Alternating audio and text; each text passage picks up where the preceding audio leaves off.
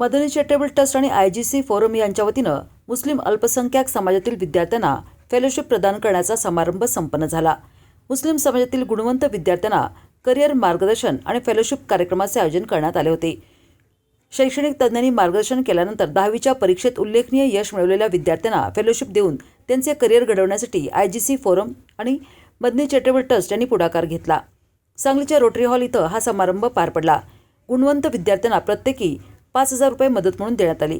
पुढील शिक्षणाची जबाबदारी देखील स्वीकारण्यात आली असल्याचे सांगण्यात आले।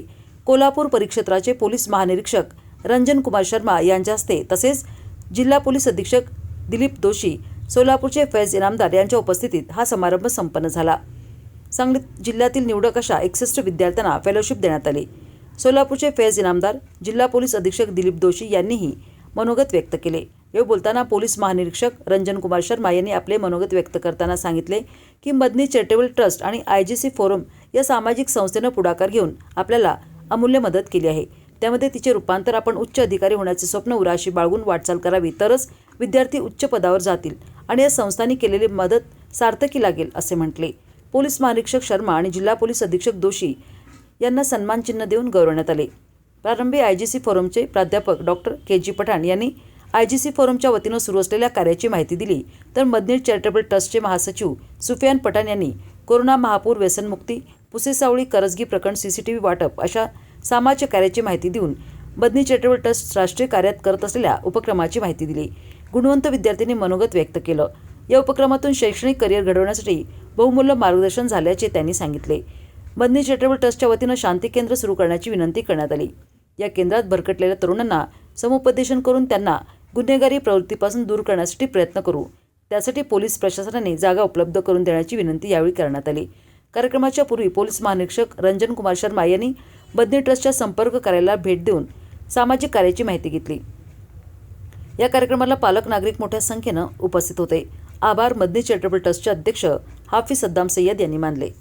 ड्रीम आहे ते फुलफिल होणार आहे, कारण की आपल्याला यांच्यामध्ये जर आपण हे ड्रीम केला तर पूर्ण कायनात जे आहे आपल्याला मदत करण्यासाठी येतात आणि आपला जे ड्रीम आहे त्यांना पूर्ण करण्यामध्ये मदत करतात। त्यामुळे नक्की आपण सर्व लोकांनी एक स्वप्न पाहिलं पाहिजे, कारण स्वप्न शिवाय जगणे निरर्थक आहे। कारण की आपण स्वप्न पाहतो की आपल्याला मोठा अधिकारी व्हायचे, डॉक्टर व्हायचे, इंजिनियर व्हायचे किंवा अजून कुठल्याही फील्डमध्ये सायंटिस्ट व्हायचे, जे काही फील्ड असेल तर ते जर तुम्ही स्वप्न पाहिला तर नक्की तुम्हाला जे आहे त्यासाठी काम करण्याची प्रेरणा मिळेल आणि ते जर आपण काम सतत करत राहिलो तर नक्की ते आपण जे काही स्वप्न पाहिलेलं आहे ते आपल्याला मिळते। दुसरा आहे law of average. Law of average काय म्हणतो की कोणी व्यक्तीला जे काही मिळतात ते त्यांचे जे आहे ते किती कॅपॅसिटी आहे त्याच आधारावर मिळतात। बरेच वेळा आपल्याला ऐकण्यासाठी मिळतो की अरे ते जे आहे ते काही म्हणजे आपल्यापेक्षा क्लासमध्ये कमीच मार्क्स आणत होता, परंतु नंतर त्यांचे चांगल्या ठिकाणी सिलेक्शन झाले। जरूर काहीतरी त्यांनी वसिले लावले असेल किंवा त्यांचे जे आहे ते पॅरेंट्सला पैसे आहेत तर त्यांनी पैसे देऊन जे आहे त्यांचे जे आहे ते या नोकरी मिळवून दिलेल्या आहे, परंतु तसं नसते। यामध्ये आपली कॅपॅसिटी जर आपण वाढवली, यांच्यामध्ये तुम्ही सर्व लोकांनी 3 इडियट पिक्चर पाहिले असेल, बरोबर आहे? आपल्याला जर काही मिळवायचे असेल तर आपली कॅपॅसिटी वाढवणे खूपच गरजेचे आहे। जर आपल्याला आपली कॅपॅसिटी वाढली तर त्यांच्यामध्ये आमिर खान काय म्हणतो की अपनी जो है सो कैपेसिटी बढ़ाओ और जो है सो सक्सेस जो है सो तुम्हारे पीछे पीछे आहे। जर आपल्याला सक्सेसफुल व्हायचे असतील तर आपली कॅपॅसिटी वाढवला पाहिजे। कॅपॅसिटी कशा प्रकारची, यांच्यामध्ये एक तर तुम्हाला एज्युकेशनल जे क्वालिफिकेशन आहे ते घेण्याची गरज आहे। दुसरा कॅपॅसिटी काय आहे, आपल्याला सॉफ्ट स्किल डेव्हलपमेंटची गरज आहे। बरेच मुलं खूप हुशार असतात परंतु त्यांचे ॲटिट्यूड आणि बिहेवियर इतके खराब असतात की कोणी त्यांना जवळ करत नाही।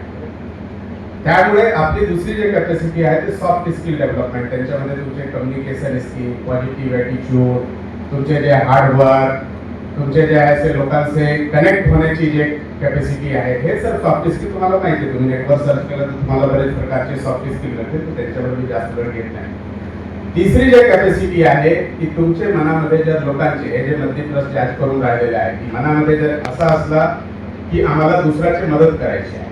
आज आम्ही या ठिकाणी का उपस्थित झालो, मी आलो कुठून, कोल्हापूरवरून। का उपस्थित राहिलो या ठिकाणी, कारण ते चांगले काम हातामध्ये घेतले आणि चांगले कामासाठी त्यांनी एक प्रोग्राम आयोजित केलेला आहे. तर त्यामुळे ज्यावेळी आपण कोणाची मदत करतो, कोणी चांगले काम करतो, त्यामुळे लोक आपोआप तुमच्याशी जुळत जाणार आहे आणि असा जर लोक जुळत गेला तर जे आहे ते आपल्याला नक्की यश मिळतो.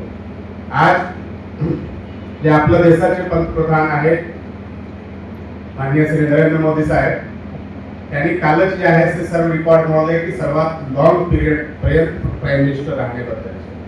त्यांच्यामध्ये असं काय वैशिष्ट्य आहे की ते 13 वर्ष तुम्हाला स्वतः जे आहे ते प्राईम मिनिस्टर राहिला, त्यानंतर काहीतरी मला वाटतं 15 वर्ष चीफ मिनिस्टर ऑफ गुजरात पण राहिलेले आहेत. काय असं वैशिष्ट्य आहे की त्यांना लोक इतके दिवस पर्यंत त्यांना ठेवलं, त्यांना लाईक करत आहेत?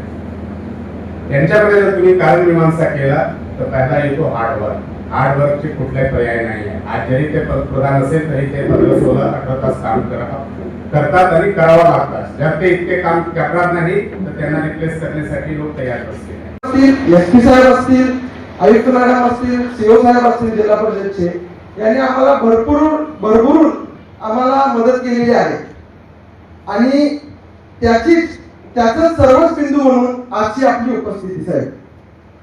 आमच्या समाज बांधवांचे लोकल किंवा सामाजिक पातळीवरचे अनेक प्रश्न असतात साहेब. ते सोडवताना आम्हाला पोलीस प्रशासनाची कायद्याच्या चौकटीत राहून मदत हवी असते आणि आपल्या उपस्थितीमुळे नक्कीच ही मदत आम्हाला भविष्यात मिळेल अशी आम्हाला खात्री आणि व्यक्त करू. साहेब, आतापर्यंत पोलीस प्रशासनाने आम्हाला खूप सहकार्य केलेलं आहे. त्याचीच एक किंचित परतफेड म्हणून साहेब आम्ही एक 2 प्रस्ताव आपल्या समोर मांडणार आहे साहेब.